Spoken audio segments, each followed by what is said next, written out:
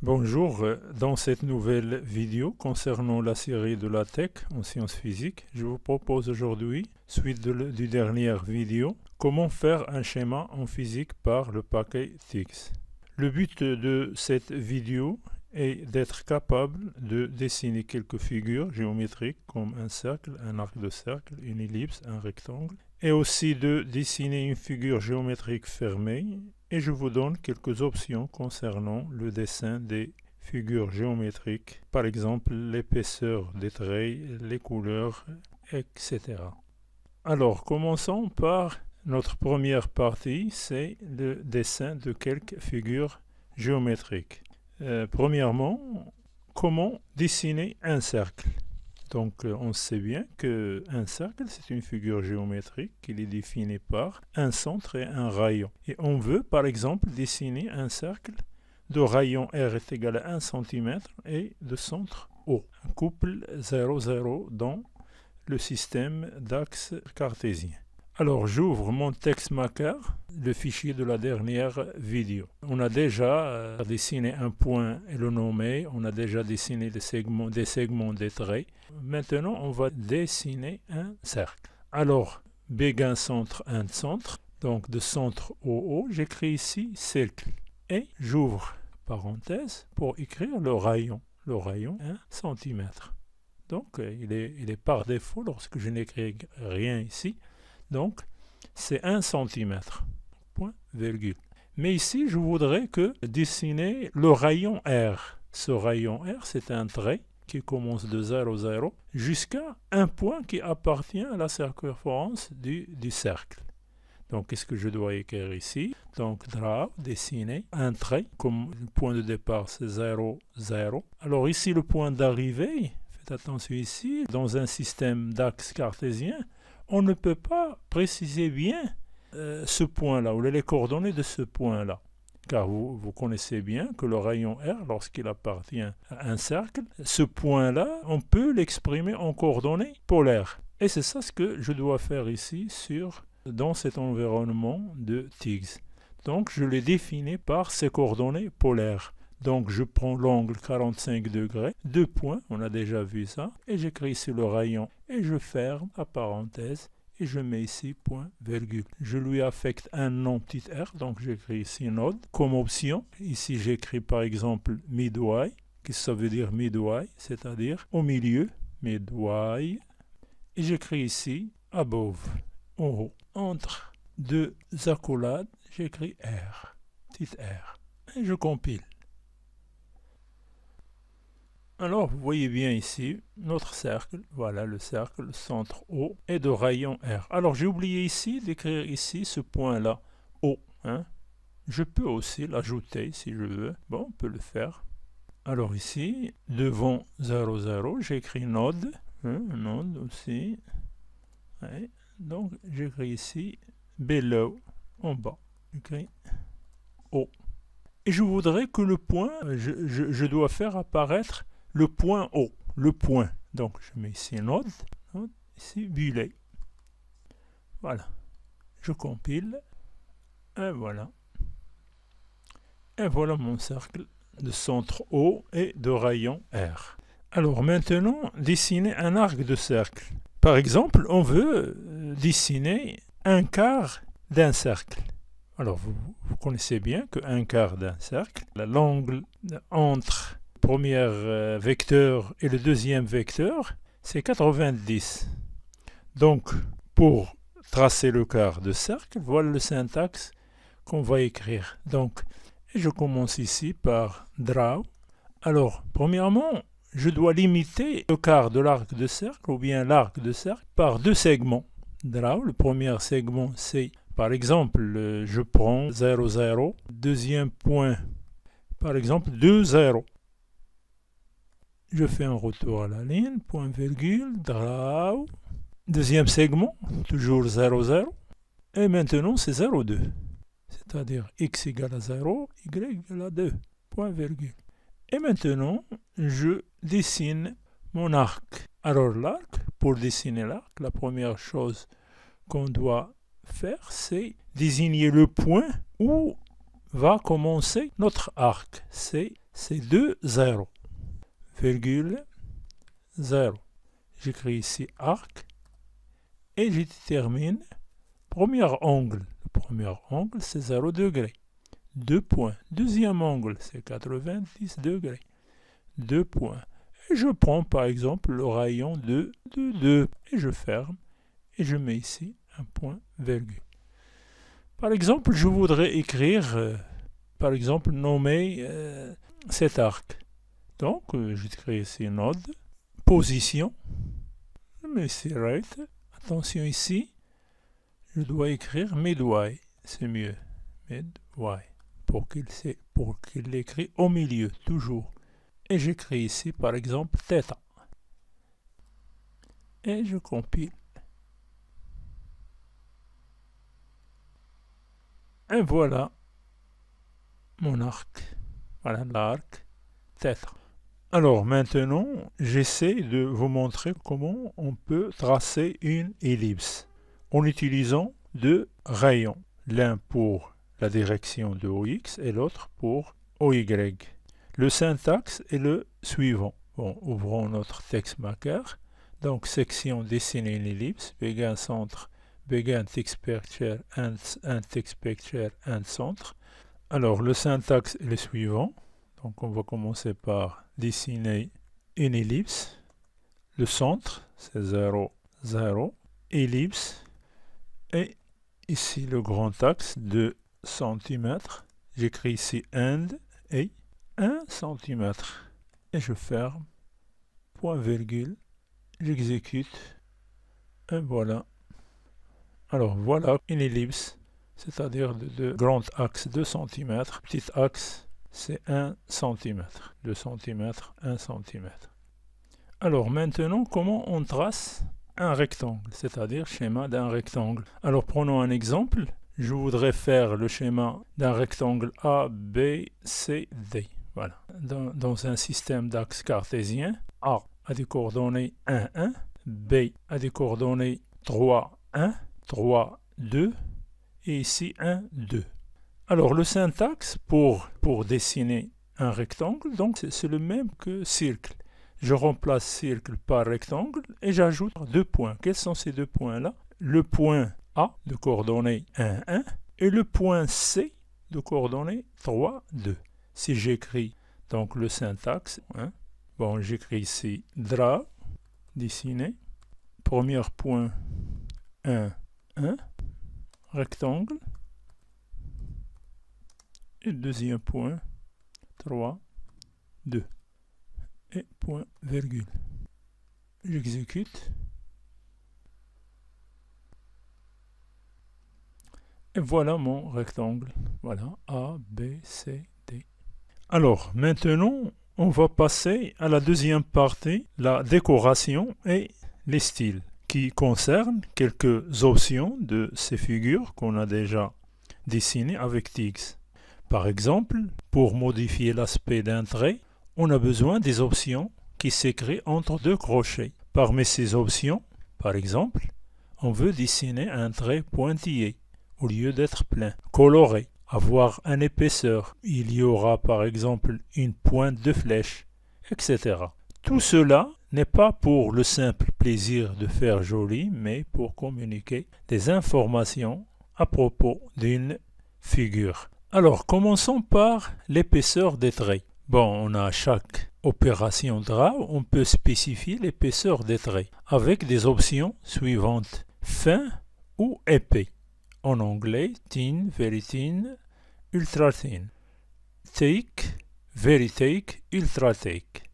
Par exemple, le syntaxe ici, par exemple, je voudrais dessiner un trait de ce style-là. Donc ça c'est very thick. Alors j'ouvre mon TextMaker et j'écris mon code ici. Donc draw, dessiner avec ultra thick 0020. J'exécute.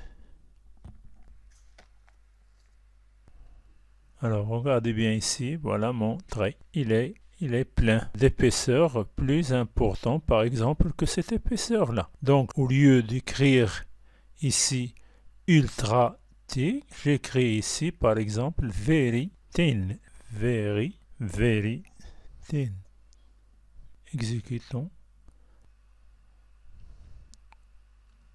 Donc voilà, vous voyez bien la différence. Hein?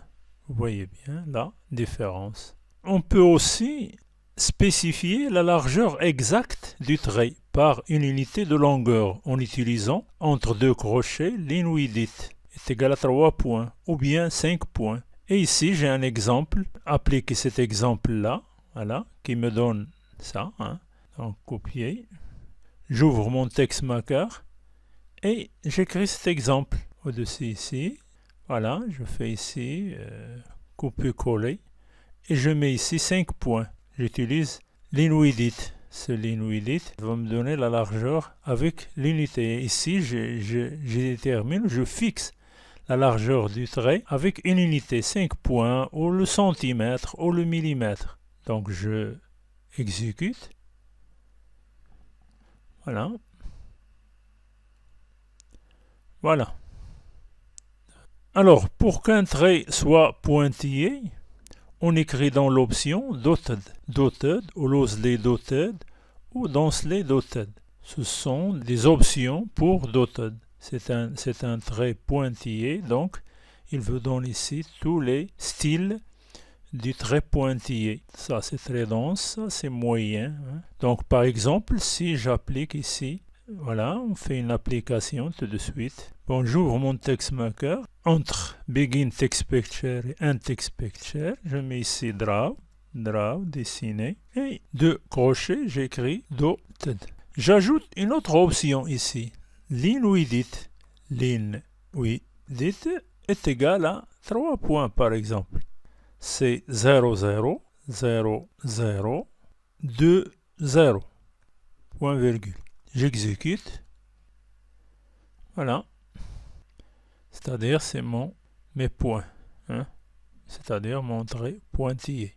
Avec une épaisseur de 3 points. On peut aussi tracer un trait discontinu par l'option Dashed. Dans cette option-là, Dashed, il y a aussi 3 autres options. Dashed, loosely Dashed et densely Dashed. Bon, je prends cet exemple-là.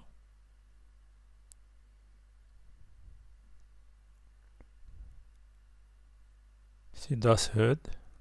Donc Dashed, un trait discontinu. Hein? Donc j'exécute. Voilà. C'est un trait discontinu ici. Ou bien, pour avoir un trait à pointe de flèche, on utilise entre deux crochets un petit trait avec 6 plus le signe plus grand. Ou bien j'écris un trait avec le clavier ici 6, un petit trait, suivi de la tech. Si je voudrais par exemple double flèche dans les deux côtés, à droite et à gauche, donc j'écris la tech, un trait, la tech. On peut faire ici une application pour voir ça.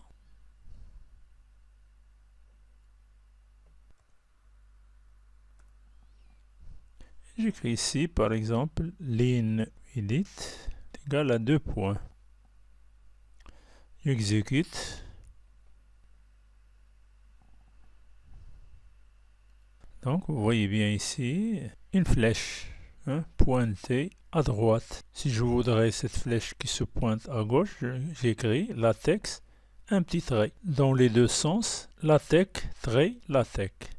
Alors maintenant pour la troisième partie, comment on dessine une figure fermée et une figure remplie. Alors pour faire une figure fermée, on ajoute à la fin du code cycle, le mot cycle. Quel est le rôle de ce mot-là, cycle? Donc prenons pour éclaircir un petit peu ça, ce code-là. Donc draw, dessine, 0, 0, 1, 0, c'est un segment horizontal, relie les deux points A et B par exemple. Et 1, 1. Le 1, 1, c'est un point de coordonnées x égale à 1, y égale à 1, qui est vertical. Donc il est perpendiculaire au segment 0, 0, 1, 0. Et le cycle ici, j'ajoute ici deux petits traits, et le cycle va fermer ou va relier le point 1, 1 au point 0, 0. Et j'aurai ici un triangle. Pour remplir une figure fermée, au lieu d'utiliser drap, on utilise fil. on utilise à la place de draw fil. Si j'écris fil 001011 cycle, j'obtiens cette figure-là, qui est remplie avec une couleur noire. La couleur noire est une couleur par défaut. Si je ne détermine pas ou bien je ne fixe pas ici une couleur bien déterminée, donc il me donne toujours une couleur noire, soit le remplissage, soit la couleur du contour. Alors maintenant, faisons une application pour bien éclaircir ces deux exemples. Donc je copie ça, j'ouvre mon TextMaker et ici j'écris nouvel paragraphe, figure fermée et remplie. Donc j'écris ici l'option l'inuidite est égale à 2 points d'épaisseur. Hein. Donc andina 00, comme j'écris ici c'est 1 0. J'écris 2 0, je laisse 2 0 et j'ajoute ici, c'est-à-dire 2 0, donc 2 2. Deux petits traits et j'écris cycle, point, virgule. Voilà, j'exécute. Voilà. Bon, voilà.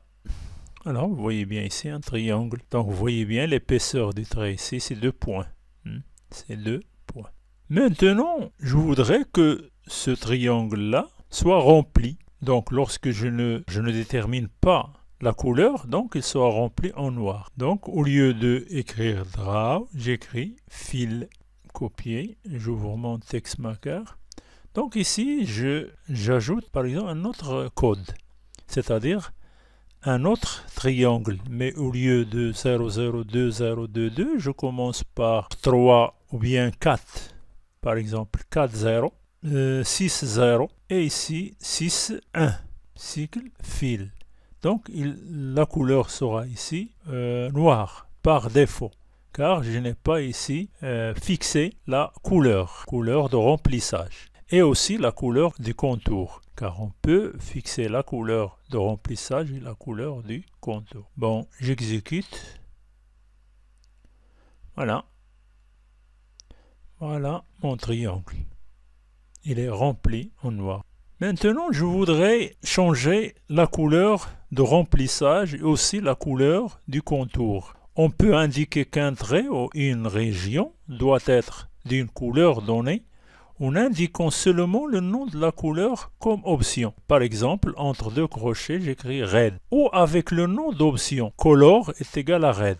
Et on peut aussi spécifier une couleur pour toute la figure. Lorsque je voudrais spécifier une couleur pour toute la figure, je dois l'écrire devant Begin Text Picture Red. Attention ici, lorsqu'on écrit ici l'option devant Begin Text Picture, il est appliqué sur toute la figure. Il concerne la figure, toute la figure. Mais si je voudrais seulement juste un trait, ou une partie de la figure, je l'écris devant draw, devant dessiner, draw red. On peut aussi de plus ajouter une nuance à la couleur de la façon suivante, c'est-à-dire lorsque vous écrivez red, il donne le rouge normal. Hein. Mais si je voudrais une nuance de la couleur, donc je dois ajouter ce code-là. Couleur est égal par exemple gray, le gris, mais à 20% du gris normal. Donc il sera moins clair. Donc la nuance ici sera plus petite. C'est la plus petite nuance.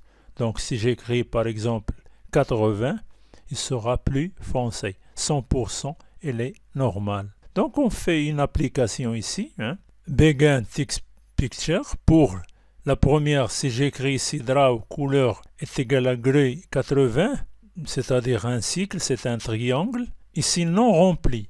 Mais cette couleur-là concerne le contour. Le contour, il est en gris en 80%. Pour bien montrer ça, je change gris par red ou par bleu. Donc vous voyez bien la différence. Par exemple, si je voudrais colorer le remplissage, j'écris ici fil, donc color est égal à gris 20. Donc le remplissage est en gris. Plus le contour aussi, car je n'ai pas déterminé ici, ou bien je n'ai pas fixé le contour. Mais si je voudrais fixer le contour et le remplissage, donc j'écris ici red pour le contour Et pour le remplissage, j'écris fill est égal à grain 20%. Et j'écris ici draw. Donc fill, je l'écris ici. Et il va me donner ce triangle-là. À l'intérieur, il est vert. Remplissage avec une couleur verte à 20%. Point d'exclamation 20, ça veut dire 20%. Et le contour, il est en rouge. Donc faisons une application à tout ça. Donc je fais copier, voilà, et j'ouvre mon texte marqueur et je le colle ici avec begin centre and centre. Voilà, comme j'ai dit ici, au lieu d'écrire ici, alors j'écris ici red. Et la même chose ici. Moi, je le laisse ici, ça n'a pas d'importance, il sera très clair. Et ça, oui, ça. Bon. Voilà mes triangles. Donc ici, il a coloré le contour en rouge, remplissage par le gris, et le contour aussi gris. Ici, le contour en rouge et le remplissage en vert. Bon, voilà pour cette vidéo-là, ou cette partie-là. Hein. Et merci, et à la prochaine vidéo, Inch'Allah.